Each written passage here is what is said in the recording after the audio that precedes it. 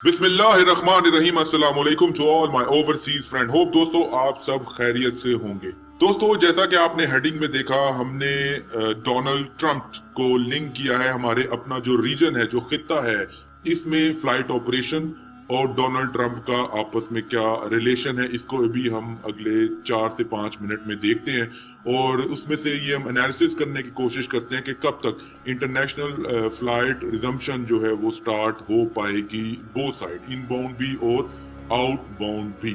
तो सबसे पहले ये मैं आपको एक डोनाल्ड ट्रंप का जो है ट्वीट दिखाता हूं जो कि 2013 में उन्होंने किया था। और याद रहे कि 2014 में यूएस प्रेसिडेंशियल इलेक्शन होने थे।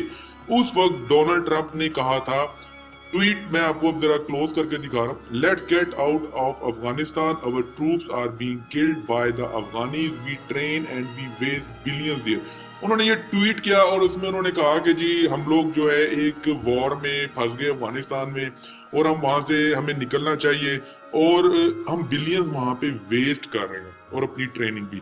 और इनका मकसद क्या था? इनका मकसद ये था कि जितनी भी फोर्सेस के लोग वहां फंसे और उनकी जो वाइफ्स हैं, उनकी जो फैमिलियां हैं बिहाइंड अमेरिका, उनके हार्ट जीतना, उनके दिल जीतना उनका पर्पस था। क्यों?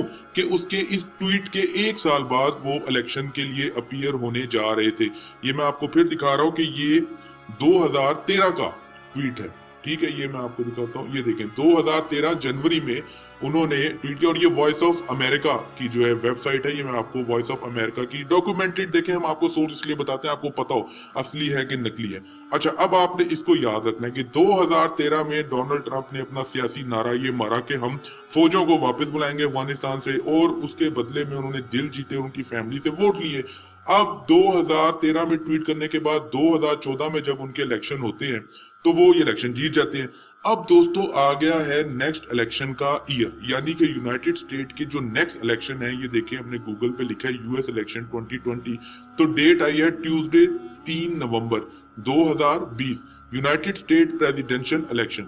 सो एक बार फिर 3 नवंबर को, इस साल 3 नवंबर को प्रेसिडेंशियल इलेक्शन होने जा रहे हैं। अब ट्रंप दोबारा इलेक्शन में जाएंगे तो वो तमाम फैमिलीज, वो तमाम सोल्जर, वो तमाम फौजी जो अफगानिस्तान में स्ट्रिल्ड वहां पे फंसे हुए हैं, वो डोनाल्ड ट्रंप से पूछ सकते हैं, भाईजान आपने पिछले इलेक्शन में ये वादा किया था, अब जरा जवाब दें, हम तो अफगानिस्तान में बैठे हैं। अब उनको ये पता था कि ये क्वेश्चन मुझसे होना है। उसके लिए उन्होंने 29 फरवरी, ये आप देख रहे हैं 2020 को, अफगानिस्तान में US and Taliban sign deal to end 18 year war. उन्होंने एक डील साइन की अफगानी तालिबान के साथ कि 18 ईयर की जो ये जंग थी, जिसका कि हमें सबसे ज्यादा नुकसान हुआ पाकिस्तान को, उस जंग में जो है उसको हम एंड करते हैं। एंड करना, अब मकसद क्या था? मकसद ये था कि ये जो भाईजान है ना, ये फिर इलेक्शन में जा रहे हैं। अब इन्होंने इलेक्शन लड़ना है, फिर इन्होंने यही कहना, ओ जी आपसे वादा किया था, मैंने इनको वापस बुला लिया। अब अगर ये वापस नहीं बुलाता तो उसका वो वाला जो वोट बैंक है वो अफेक्ट होगा, क्योंकि लोग उसे कहेंगे तूने हमारे फौजी वापस नहीं बुलाए, हमारी फैमिली जो उनकी, क्योंकि देखिए ना, आप एक दूसरे मुल्क में जाके जब लड़ते हैं तो पीछे आपकी फैमिली सरवाइव करती है। मतलब इससे हट के कि 9/11 किसने कराया किसने नहीं कराया, इस सारे टॉपिक को साइड पे रख दें। आप उनके प्रॉमिस को बस याद रखें जो हमने आपको एक ट्वीट में दिखाया अभी। यही उन्होंने प्रॉमिस जो है वो मेजर जो स्टेट्स थी जहां से अमेरिकन वहां पे डिप्लॉयड थे अफगानिस्तान में, उनमें जाके इन्होंने इस चीज को कैश कराया। अच्छा, अब 18 साल की जंग को इन्होंने खत्म करने के लिए तालिबान से एग्रीमेंट किया। अब जरा आगे आए, ऑफिशियल रिकवरी में US military plane crash at Afghanistan. अब इसी साल यूएसए का जो एक प्लेन है, मिलिट्री प्लेन, वो हिट होता है। और हिट किससे होता है? हिट होता है सैम से, यानी कि सरफेस टू एयर मिसाइल से, और वो जहाज यूएस आर्मी का गिरा दिया जाता है इसी साल। अब यहाँ पे हम इसकी डिटेल में जब हम गए तो हमें पता चला कि उसके पीछे ये सोचा जा रहा है कि ये मिसाइल ईरान ने शायद अफगानियों को दिया था, जिससे कि वो हिट हुआ है। अफगानियों के पास ये टेक्नोलॉजी इतनी अच्छी नहीं है कि वो सरफेस टू एयर हिट करें और अमेरिकन जो प्लेन है वो हिट हो जाए। अब फौजियों ने वापस भी आना है और इलेक्शन का डेट भी नवंबर है, और आज हम बैठे हुए हैं जून में। जुलाई, अगस्त, सितंबर, अक्टूबर, नवंबर, 5 महीने बाद इलेक्शन होने जा रहे हैं। 5 महीने बाद इलेक्शन होने जा रहे हैं। जहाज उड़ने हैं अफगानिस्तान से, फौजियों ने आना है वापस, और अफगानियों को मिला हुआ मिसाइल। अब आपको याद होगा कि ईरान का पिछले दिनों एक मिसाइल निकला, अपनी ही हदूद में उड़ने वाला एक पैसेंजर एयरलाइन को हिट हुआ और वो नीचे गिर गया। तो ईरान की मिसाइल टेक्नोलॉजी माशाल्लाह ऐसी है कि उनको खुद भी नहीं पता होता कि ये हमारा मिसाइल किस टाइम पे चल जाएगा। अब अगर उन्होंने दिया हुआ है अफगानिस्तान को, तो ये समझ लें कि एक तरह से बंदर के हाथ में खंजर आ गया और अब आप बंदर के साथ एग्रीमेंट नहीं कर सकते, क्योंकि वो तो किसी भी टाइम पे खंजर चला देगा, और अगर वो नहीं भी चलाएगा तो वो मिसाइल ऐसा कि वो खुद भी चल जाता है। तो अब यूएसए के पास इस रीजन में ऑप्शन क्या है? ऑप्शन है, एक तरफ रशिया है, के साथ उसकी बनती नहीं, दूसरी तरफ चाइना है, उससे भी नहीं बनती, इस तरफ हो गया ईरान, उससे तो बिल्कुल भी नहीं बनती, इस तरफ हो गया पाकिस्तान और इंडिया। अब इंडिया जाने के लिए, इंडिया उसका बहुत अच्छा दोस्त है, लेकिन इंडिया जाने के लिए बीच में पाकिस्तान है। अब उसको पाकिस्तान से बनानी पड़ेगी, पाकिस्तान की उसको रखनी पड़ेगी। यही वजह है कि चाइना और इंडिया की वॉर में, और चाइना और पाकिस्तान, इंडिया और पाकिस्तान के क्लैश में अमेरिका नहीं पड़ रहा, क्योंकि भाईजान का 5 महीने बाद इलेक्शन है। उसी 5 महीने में उसने अपने फौजियों को वापस बुलाना है, ताकि दोबारा से वो खड़ा हो सके इलेक्शन के लिए, और वो बता सके कि देखें जी, मैंने आपसे वादा किया था, मैं आपके फौजियों को वापस ले आया हूँ। अब हो क्या रहा है? अब हो ये रहा है कि ये बात देखें, इंडिया की एविएशन मिनिस्ट्री ने जुलाई को कहा कि जुलाई में वो कमर्शियल इंटरनेशनल फ्लाइट रिज्यूम करेंगे। ठीक है, ये जून 4 तारीख की न्यूज है। अब इंडिया ने कह दिया कि जी हम तो अपनी इंटरनेशनल जो एयर वो लाइन है, सारा सिस्टम, वो जुलाई तक हमने कर दिया बंद। क्यों? क्योंकि अमेरिका ने इंडिया और चाइना की वॉर में इंडिया का साथ उस तरह नहीं दिया जिस तरह इंडिया चाह रहा था। अब इन्होंने लिए तो लेके जुलाई तक, इन्होंने तो चिट्टा जवाब दे दिया इसको, ट्रम्प को। अब ट्रम्प के पास ऑप्शन रह गया सिर्फ पाकिस्तान का, क्योंकि अमेरिकन को वापस पहुंचाना है।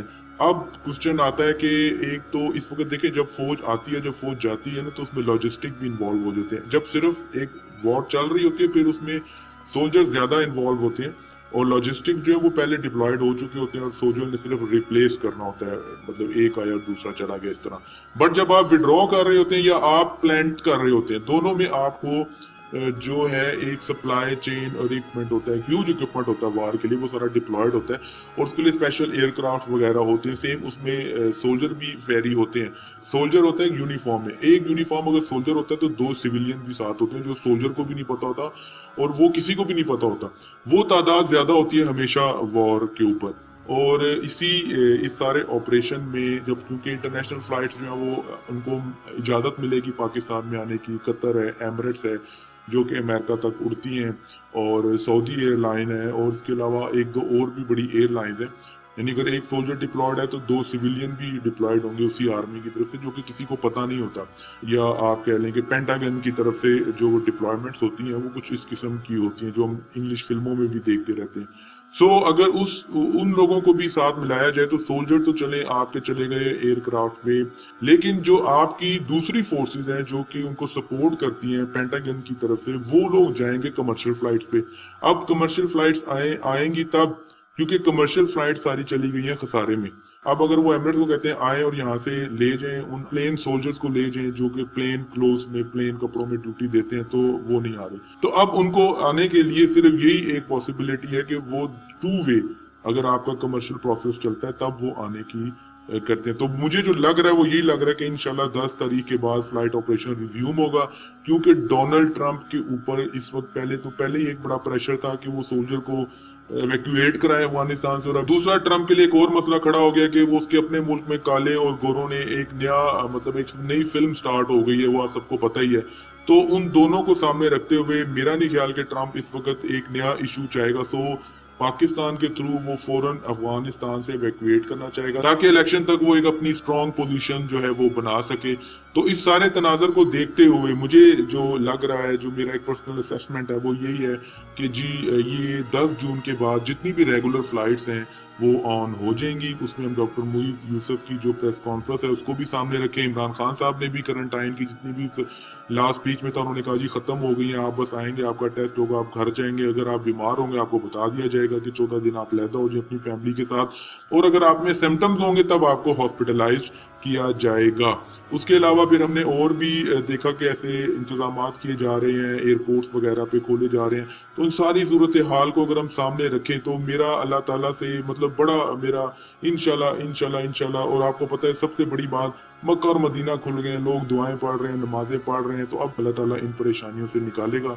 दोस्तों ओवरसीज से रिलेटेड, ओवरसीज एजुकेशन से रिलेटेड, ओवरसीज बिजनेस से रिलेटेड, ओवरसीज के किसी भी टॉपिक से रिलेटेड इंफॉर्मेटिव न्यूज रिपोर्ट्स के लिए देखते रहिए एक्सपो न्यूज इंटरनेशनल। अपना बहुत ख्याल रखिए। अल्लाह हाफिज। पाकिस्तान जिंदाबाद। Find more news reports of this event, log on to exponews.com.pk.